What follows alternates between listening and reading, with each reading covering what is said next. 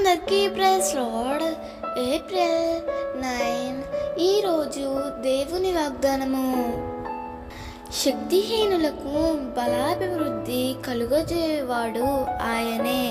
యెషయా 40:29 నీవు సేవిస్తున్న ప్రభువు నీ బలహీనతను చూచి, నీ శక్తిహీనతను చూచి నిన్ను విడిచిపెట్టేవాడు కాడు.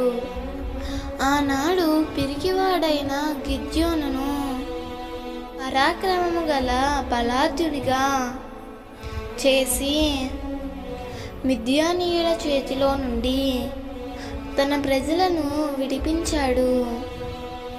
బలహీనుడైన అపోస్తులుడైన పౌలును బలపరిచి ఎన్నో ఆత్మలను రక్షించాడు. నేటికి కూడా అతని పత్రికల ద్వారా ఎందరినో బలపరుస్తున్నాడు. ప్రియమిత్రమా, దేనిలో నీవు బలహీనంగా ఉన్నావు? చదువులోనా, ఆర్థికంగానా, మానసికంగానా? నీవు దేనిలో బలహీనంగా ఉన్నావో దానిలోనే నిన్ను బలపరచగలడు. గొప్ప వ్యక్తిగా నిన్ను చేస్తాడు.